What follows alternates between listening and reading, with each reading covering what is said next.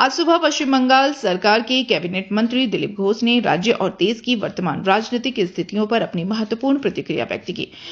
उनके संबोधन के मुख्य बिंदु निम्नलिखित हैं। सुजीत बोस की गिरफ्तारी पर कटाक्ष। नगरपालिका भर्ती घोटाले में प्रवर्तन निर्देशालय द्वारा पूर्व मंत्री सुजीत बोस की गिरफ्तारी पर दिलीप घोष ने कहा कि कानून अपना काम कर रहा है। उन्होंने संकेत दिया कि भ्रष्टाचार के खिलाफ जीरो टॉलरेंस की नीति जारी रहेगी और जांच एजेंसियां सबूतों के आधार पर ही कार्रवाई करेगी। प्रधानमंत्री के बयान और कांग्रेस पर हमला।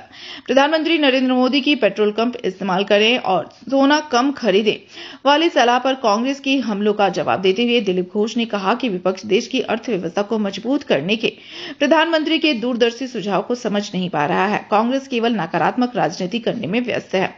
तृणमूल कांग्रेस द्वारा चुनाव आयोग की मतदाता सूची में स्पेशल इनिशिएटिव रिवीजन को लेकर उठाए गए सवालों पर दिलीप घोष ने सुप्रीम कोर्ट के रुख का स्वागत किया। उन्होंने कहा कि अदालत ने टीएमसी को सुझाव दिया है कि यदि उन्हें कोई विशिष्ट शिकायत है तो वे अलग से मामला दर्ज करें। वोटर लिस्ट में नाम जुड़वाने के लंबित आवेदनों पर कलकत्ता हाईकोर्ट के मुख्य न्यायाधीश से रिपोर्ट तलब करने का फैसला निष्पक्ष चुनाव प्रक्रिया को मजबूती देगा। शुभेंदु अधिकारी का असम दौरा। दिलीप घोष ने जानकारी दी कि पश्चिम बंगाल के मुख्यमंत्री शुभेंदु अधिकारी आज असम के दौरे पर रहेंगे। वे वहां असम के मुख्यमंत्री के साथ शपथ ग्रहण समारोह में शामिल होंगे, जो दोनों राज्यों के बीच मजबूत राजनीतिक संबंधों को दर्शाता है।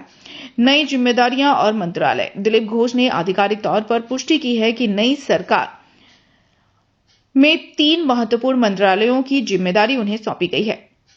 उन्होंने कहा कि वे ग्रामीण विकास और कृषि क्षेत्र में सुधार के लिए प्रतिबद्ध हैं। उन्हें निम्नलिखित विभाग दिए गए हैं: पंचायत एवं ग्रामीण विकास, पशु संसाधन विकास, कृषि विपणन।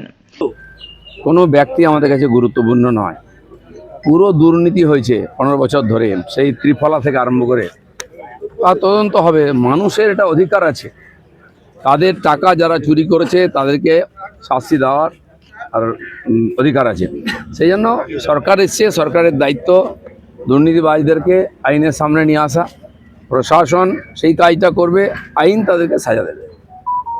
সিন্ডিকেট রাজ, অবৈধ বালি খাদান, কয়লা খাদান থেকে বালি চুরি, গরু পাচার যাবতীয় বন্ধ করা বিজেপির মূল এজেন্ডা ছিল। বন্ধ হয়ে গেছে।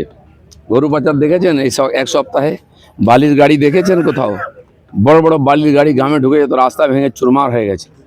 এমএলএরাও কালকে বলছিলেন যে সব বন্ধ হয়ে গেছে আর পার্মানেন্টলি বন্ধ হবে। যেখানে সেখানে একটা গেট লাগিয়ে দিয়ে রাস্তায় গুন্ডা ট্যাক্স না হতো, গাড়িতে সমস্ত মানুষের কাছ থেকে সব উঠে গেছে।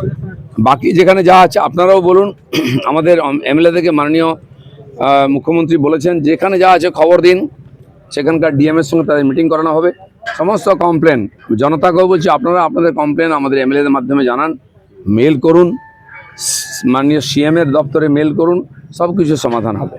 আপনি সবসময় মানুষের সঙ্গে ছিলেন এবং এখনো আছেন, এবং আপনার যে 3টে দপ্তর, সেই দপ্তর একেবারে রুট মানুষের সঙ্গে কাজ করার দপ্তর।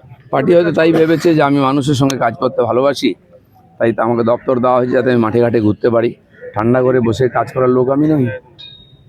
জেড প্লাস তুলে নেওয়া হলো অভিষেক বন্দ্যোপাধ্যায় কেন্দ্রীয় স্বরাষ্ট্রমন্ত্রকের নিয়ম মেনে, এবং তাহলে কি নিয়ম ভেঙে পিসির ক্ষমতায় এতদিন বাড়তি নিরাপত্তা ভোগ করছিলেন অভিষেক? সবই নিয়ম ভেঙে। কেন ওখানে জেড প্লাস হবে? কেন ওই রাস্তা বন্ধ হবে? আজ ওখানে লোক যাতায়াত করছে খুশি, ওখানে বাস চলতো, বাস বন্ধ করে দেওয়া হয়েছে একাধিক, সেগুলোও চালু হবে। সাধারণ মানুষ সবাই কমন ম্যান, আর ওদের শত শত নেতার বাড়িতে পুলিশ পাহারা দেয়। কেন? কালো টাকা পাহারা দেবে পুলিশ? সাধারণ মানুষের সুরক্ষা নেই। এগুলো সব বন্ধ হবে। মহিলাদের 1 জুন থেকে বাসের ভাড়া লাগছে না, সরকারি বাসের ভাড়া লাগবে না, কিন্তু তারা বলছেন যে সরকারি বাসের সংখ্যাও তো অনেক কম, তাহলে কি বাড়বে? সরকার যে বাস চালাচ্ছে আপাতত সেখানে সুবিধা পাবেন। পরবর্তীকালে ট্রান্সপোর্ট মন্ত্রী হবেন, তিনি ভাববেন, দেখবেন, বুঝবেন, সিএমের সঙ্গে কথা বলবেন বাস চালানোর দরকার কিনা, কোন রুটে। সিএম দেখলাম আগের সরকারের সময় এমএলএরা বলতো যে ডোমজুর থেকে আমাকে আসতে অসুবিধা, একটা বাস দিন, তো এমএলএর জন্য বাস দেওয়া হলো। বাসের ভাড়া উঠতো না, পোষাতো না, আবার 2 মাস পরে সে বাস বন্ধ হয়ে যেত। অনেক দেখেছি আমরা। বড় বড় করে সেখানে উদ্বোধন হতো পয়সা খরচা করে, কি অমুক বাস হলো, তারপরে 2 মাস পরে দেখা যাচ্ছে বাসটা আর নেই।